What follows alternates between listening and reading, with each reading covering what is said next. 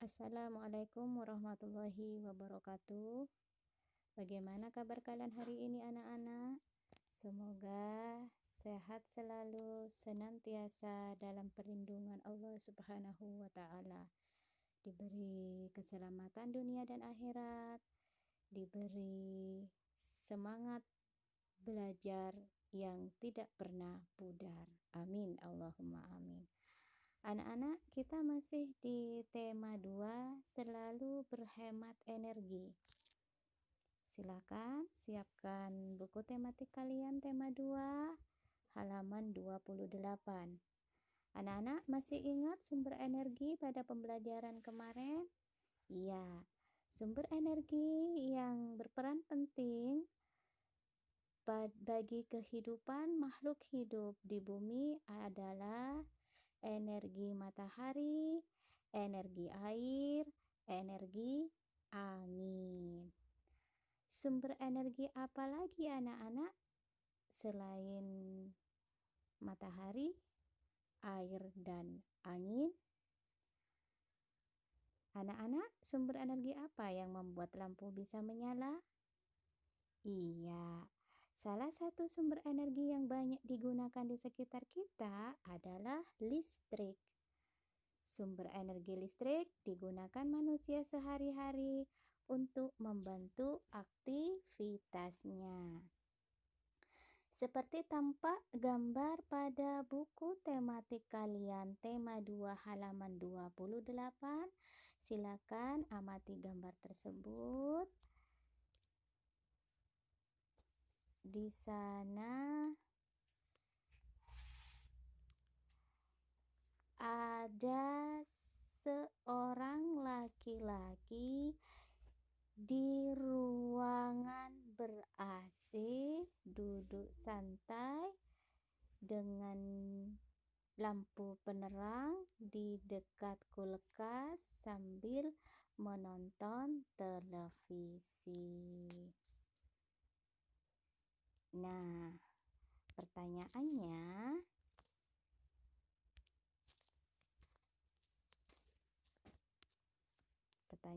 pada halaman 29, apa yang diceritakan gambar tersebut? Iya, pemakaian energi listrik di kehidupan sehari-hari. 2. Sebutkan peristiwa pada gambar yang terkait dengan sumber energi listrik.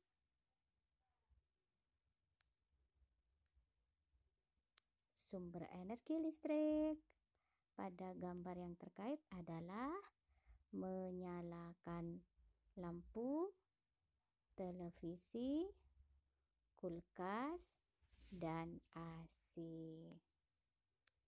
Terakhir, tulislah gagasan pokok dari gambar tadi. Gagasan pokok pada gambar halaman 28 adalah pemanfaatan sumber energi listrik.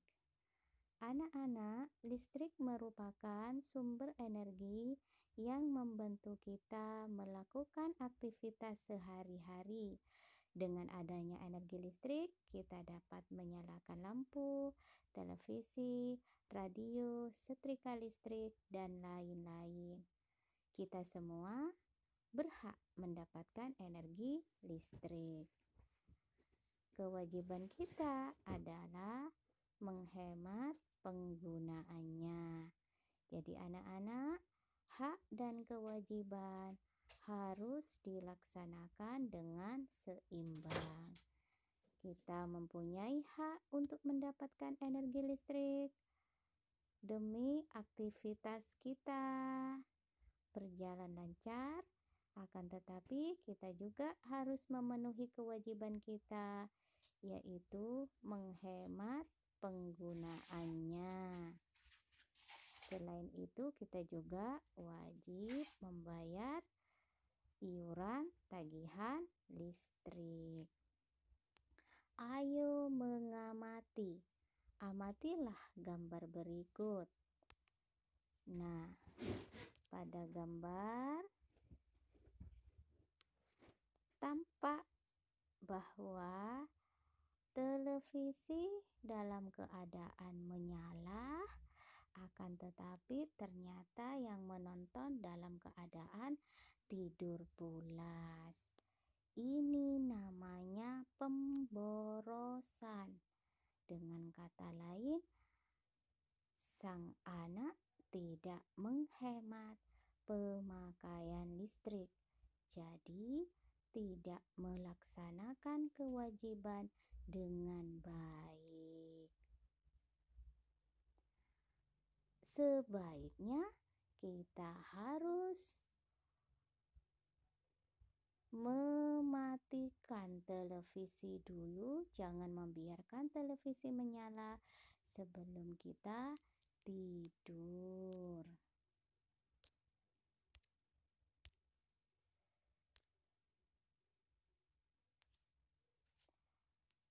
Nah, pada gambar 8, pada gambar B, maksudnya Bu Merli, maaf. Nah, kalau pada gambar B di sini tampak ada keluarga bahagia menonton televisi. Apakah kita berhak menyalakan televisi? Iya, berhak menyalakan televisi. Apa manfaat kita menonton televisi bersama anggota keluarga? Selain dapat mendekatkan hubungan kita dalam keluarga, kita bisa menghemat energi di mana kita bisa menonton televisi bersama-sama.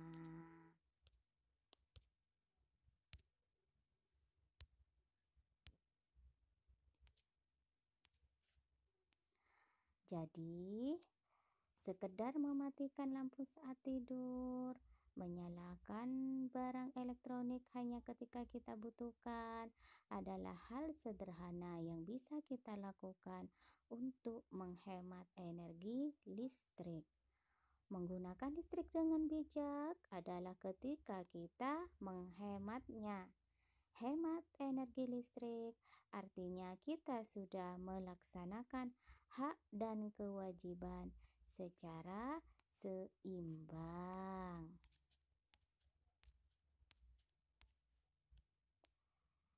Baik anak-anak, pada pembelajaran berikutnya, pembelajaran 5, halaman 36. Sebelumnya, kalian telah berlatih teknik vokal dalam menyanyikan lagu Menanam Jagung, di mana di sana kalian harus memperhatikan tinggi rendahnya nada pada saat menyanyikan lagu Menanam Jagung ciptaan Ibu Sud. Nah, kalian sekarang bisa mencoba menyanyikan lagu Menanam Jagung lagi secara berkelompok. Jagung adalah salah satu sumber daya alam yang berasal dari bidang pertanian. Indonesia juga kaya dengan sumber daya alam laut. Salah satunya adalah ikan. Tahukah kamu sumber energi yang digunakan untuk mengeringkan ikan? Seperti tampak gambar pada halaman 37. Pada gambar halaman 37, ayo amati gambar. Nah, sumber energi apa yang digunakan untuk mengeringkan ikan? Iya, sumber energi matahari. Sumber energi matahari sangat membantu nelayan dalam mengeringkan ikan. Anak-anak, tahukah kalian bahwa Indonesia merupakan salah satu negara kepulauan terbesar di dunia? Sebagian besar wilayah Indonesia adalah kawasan kepulauan dengan sumber daya yang sangat tinggi nilai ekonomisnya. Salah satu contohnya adalah Banyuwangi. Panjang garis pantai kabupaten yang berada paling ujung timur luar Pulau Jawa ini sekitar 175 km. Dengan potensi besarnya, Banyuwangi konsisten menjadi penghasil ikan laut terbesar setelah Bagan Siapi-Api dan bahkan hingga kini masih terus mendominasi hasil perikanan di Indonesia, baik perikanan tangkap maupun industri perikanan lainnya. Kabupaten di ujung timur Pulau Jawa ini telah berhasil melakukan ekspor hingga ke 18 negara. Sistem pengalengan sudah cukup maju, ditambah lagi industri besar di Pelabuhan Muncar, Banyuwangi terus berkembang. Kabupaten ini sendiri mencatatkan pertumbuhan produksi ikan tangkap yang konsisten, yaitu sebesar 31.600 ton pada 2011 dan naik cukup besar menjadi 44.570 ton pada tahun berikutnya. Pada tahun 2013, produksi ikan tangkap Banyuwangi mencapai 49.539 ton dengan jenis ikan tangkap terbanyak adalah ikan layang dan lemuru. Dalam bidang perikanan, Banyuwangi menyerap banyak tenaga kerja, mulai dari nelayan, pekerja industri perikanan, hingga industri rumahan. Bagaimana dengan wilayah tempat tinggalmu? Apa saja sumber daya alam yang dimiliki oleh kabupaten atau kota tempat tinggalmu? Nah, baik anak-anak, tadi salah satu negara kepulauan terbesar di dunia adalah Indonesia, yaitu salah satu contohnya adalah Banyuwangi. Selain itu, ada apa lagi ya? Silakan kalian simak daerah lainnya yang merupakan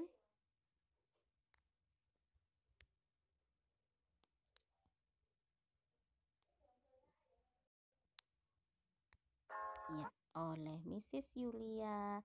Di sini kalian bisa memahami daerah-daerah lainnya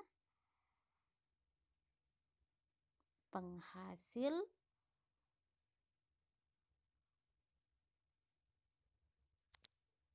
kilometer dengan potensi besarnya kabupaten nelayan, pekerja. Dalam bidang perikanan, Banyuwangi menyerap banyak tenaga kerja, mulai dari nelayan, pekerja industri perikanan, hingga industri rumahan. Nah, anak-anak, berdasarkan teks tersebut, bagaimana kaitan antara letak Banyuwangi dengan sumber daya alam di wilayah tersebut? Ya, hal ini adanya keterhubungan antara letak di tepi Selat Bali dan Samudra Hindia hingga membuat Banyuwangi kaya akan potensi perikanan. Dan bagaimana kaitan antara sumber daya alam dengan kehidupan masyarakat Banyuwangi? Ya, Kabupaten Banyuwangi mencatatkan pertumbuhan produksi ikan tangkap dengan konsisten, hingga Banyuwangi menyerap banyak tenaga kerja, mulai dari nelayan dan pekerja industri perikanan hingga industri rumahan. Nah, anak-anak, kalian pasti berasal dari daerah yang berbeda-beda, dan tentunya. Nah, sekarang kalian belajar sumber daya alam berdasarkan kondisi alam di Indonesia bersama Mrs. Yulia. Selamat belajar, selamat menyaksikan. Setiap daerah yang kalian tempati memiliki potensi sumber daya alam yang berbeda-beda. Sumber daya alam di Indonesia tersebar di seluruh pelosok tanah air.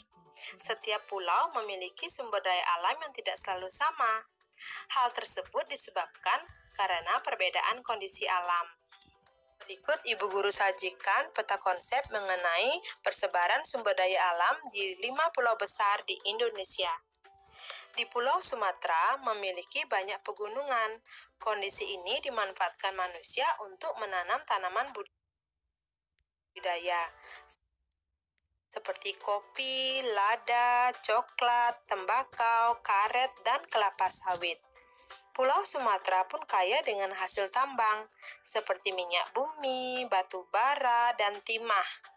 Kelapa sawit dimanfaatkan untuk bahan baku pembuatan minyak goreng. Minyak bumi dan batu bara dimanfaatkan untuk bahan bakar. Di Pulau Jawa juga memiliki pegunungan, dataran tinggi, dataran rendah, dan pantai. Daerah pegunungan dan dataran tinggi merupakan tanah perkebunan teh, kopi, dan kina. Dataran rendah Pulau Jawa merupakan lahan persawahan yang tersubur di Indonesia. Salah satunya adalah daerah Karawang yang terkenal sebagai lumbung padi. Pesisir pantai Jawa banyak dimanfaatkan untuk budidaya ikan laut, rumput laut, pertanian garam, dan penjemuran ikan asin seperti yang tadi kita sudah bahas yang terletak di Kabupaten Banyuwangi. Sementara di Pulau Kalimantan adalah dataran rendah dengan hutan yang lebat. Hutan-hutan ini merupakan habitat alami bagi hewan yang terancam punah. Hutan Kalimantan dimanfaatkan oleh manusia untuk ditanami sebagai sumber daya alam, seperti kelapa sawit, karet, dan rotan. Sumber daya alam ini harus diolah sebelum dijual. Kelapa sawit diolah menjadi minyak goreng. Getah karet dapat diolah menjadi ban, rotan dapat diolah menjadi kerajinan tangan. Kalimantan juga kaya akan hasil tambangnya, seperti minyak bumi dan batu bara. Di Pulau Sulawesi menghasilkan sumber daya alam berupa pala dan jagung. Jagung dimanfaatkan manusia sebagai bahan pokok makanan. Pala dimanfaatkan sebagai bumbu masakan. Daerah di sepanjang pantai Sulawesi dimanfaatkan untuk perkebunan kelapa. Pulau Sulawesi juga menghasilkan barang tambang loh anak-anak, seperti aspal. Apa kalian tahu aspal itu apa? Ya, aspal itu dimanfaatkan untuk pembuatan jalan raya. Sedangkan Papua merupakan wilayah hutan konversi dan hutan lindung. Sagu merupakan salah satu sumber daya alam Papua. Sagu dimanfaatkan manusia sebagai makanan pokok. Papua juga menghasilkan rempah-rempah yang disukai pasar internasional. Papua merupakan salah satu pulau yang kaya hasil tambang. Hasil tambang Papua sangat beragam, seperti tembaga, emas, dan logam.